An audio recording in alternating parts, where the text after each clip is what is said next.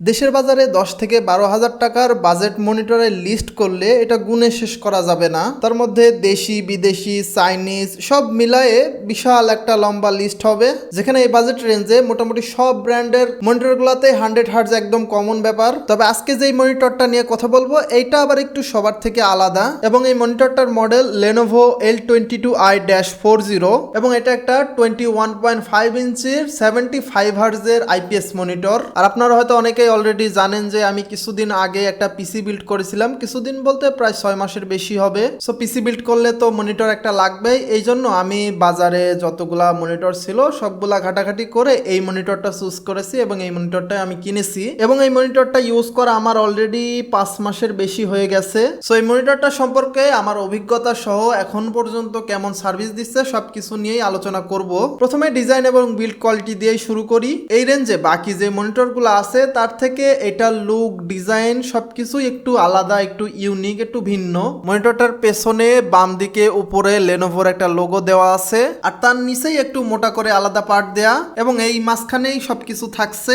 মাঝখানের বাম দিকে ওএসডি কন্ট্রোলের জন্য জয়স্টিক দেওয়া আছে এবং তার নিচে একটা বাটন দেওয়া আছে, এবং তার নিচের দিকে দুইটা 3 ওয়াটের স্পিকার ইউজ করা হয়েছে, যা এই বাজেট রেঞ্জে মোটামুটি সচরাচর দেখা যায় না। আর এই মনিটরটা নেওয়ার পেছনে আমার মূল কারণটাই হলো এর মধ্যে থাকা স্পিকার। আমি আসলে এই মুহূর্তে স্পিকারের জন্য আলাদাভাবে কোনো টাকা খরচ করতে চাচ্ছিলাম না, এই জন্য স্পেশালি এই মনিটরটা নেওয়া। আর এটা যে দুইটা স্পিকার দেওয়া আছে, স্পিকারের কোয়ালিটি মোটামুটি এভারেজ বলবো, কাজ চালাই নেওয়া যায়। মনিটরটাই পোর্টস হিসেবে থাকছে একটা HDMI, একটা VGA এবং একটা অডিও আউটপুট, আর তার পাশেই মনিটরটাকে পাওয়ার দেওয়ার জন্য একটা জ্যাক থাকছে। এছাড়া মনিটরটার স্ট্যান্ড পুরাটা একটা অ্যালুমিনিয়ামের। এই রেঞ্জে বাকি যে ব্র্যান্ডগুলোর মনিটর আছে তার থেকে মোটামুটি বেশ অনেকাংশেই বিল্ড কোয়ালিটির দিক থেকে এগিয়ে থাকবে। আর এই মনিটরটার স্ট্যান্ডের সাথে কেবল ম্যানেজমেন্টের জন্য একটা জায়গা দেওয়া আছে। আর এই মনিটরটা ওয়ালেও মাউন্ট করা যাবে। ওয়াল মাউন্টের জন্য এখানে 100x100 ভেসা মাউন্ট দেওয়া আছে মাঝখানে। আর এই মনিটরটার টোটাল ওজন হচ্ছে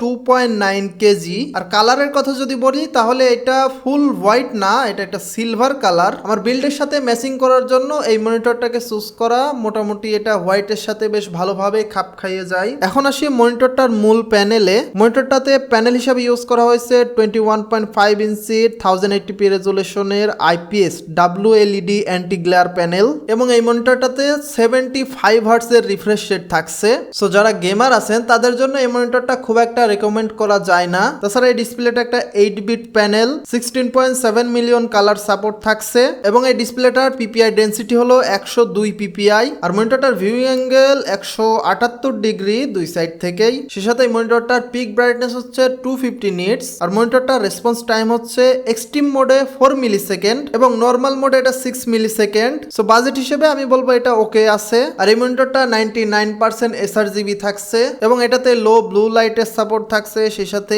ফ্রিসিং এর সাপোর্টও থাকছে। আর ওএসডি কন্ট্রোলের কথা যদি বলি তাহলে আমি বলবো বাজেট হিসেবে এটা খুবই ইউজার ফ্রেন্ডলি, সে সাথে এটাতে অ্যাপ সাপোর্টও থাকছে। এখন যদি ব্লিডিং নিয়ে কথা বলি তাহলে এই বাজেট রেঞ্জের যে মনিটরগুলো আছে সবগুলাতে মোটামুটি ব্লিডিং ইস্যু কম বেশি থাকে। এই মনিটরটাতেও উপরের ডান দিকে কিছুটা ব্লিডিং আছে এবং নিচের মাঝ বরাবর কিছুটা ব্লিডিং দেখা যায়। সো সবকিছুই মোটামুটি বলা শেষ। এখন যদি আমি আমার নিজের কথা বলি আমি কি ধরনের কাজে এটাকে ইউজ করি, তাহলে আমি বলবো এটা আমি শুধুমাত্র ভিডিও এডিটিং এর কাজে ইউজ করি, এছাড়া তেমন কোনো কাজ করা হয় না। গেমিং এর জন্য তো আমি কিনেই নাই, কারণ আমি গেম খেলি না। সো একটা বাজেট মনিটর হিসেবে এই মনিটরটা যা কিছু অফার করছে আমি মনে করছি যে আমার জন্য এটা ঠিক আছে। তবে যারা গেমার আছেন তারা একটু হতাশ হবেন, কারণ এখানে শুধুমাত্র 75 হার্জের রিফ্রেশ রেট থাকছে। আর এখন তো মোটামুটি 8 থেকে 10,000 টাকার বাজেটেও 100 হার্জের রিফ্রেশ রেট এটা মানে খুবই কমন। সো যারা গেমার আছেন তাদেরকে খুব একটা রেকমেন্ড করা যায় না। তবে যারা মোটামুটি ফ্রিল্যান্সিং করেন বা ভিডিও এডিটিং এর জন্য নিতে চাচ্ছেন, ফটোশপের কাজ করবেন, তারা কিন্তু চাইলে নিতে পারেন। এখন যদি মনিটরটার দাম নিয়ে কথা বলি, এই মনিটরটা এখন বর্তমানে 11,500 টাকায় পাবেন। আমি যখন এই মনিটরটা কিনেছিলাম তখন এটার দাম ছিল 11,400 টাকা। সো যারা 11 থেকে 12,000 টাকা বাজেট রেঞ্জে একটা ভালো বিল্ড কোয়ালিটির মোটামুটি সাদার সাথে ম্যাচিং একটা মনিটর খুঁজছেন তাদের জন্য এটা ভালো অপশন হতে পারে। সো আজকের ভিডিও এখানেই শেষ করব। মোটামুটি যা কিছু বলার ছিল বলে ফেলেছি অলরেডি। তারপরেও যদি কিছু মিস করে যায় অথবা যদি আপনাদের কিছু জানার থাকে এই মনিটরটা সম্পর্কে অবশ্যই কমেন্ট করে জানাবেন, আমি আপনাদের কমেন্টের রিপ্লাই দিয়ে দেবো ইনশাল্লাহ। আর আজকের ভিডিও এখানে শেষ করছি, দেখা হবে আবার অন্য কোনো ভিডিওতে। সবাই ভালো থাকবেন, আসসালামু আলাইকুম।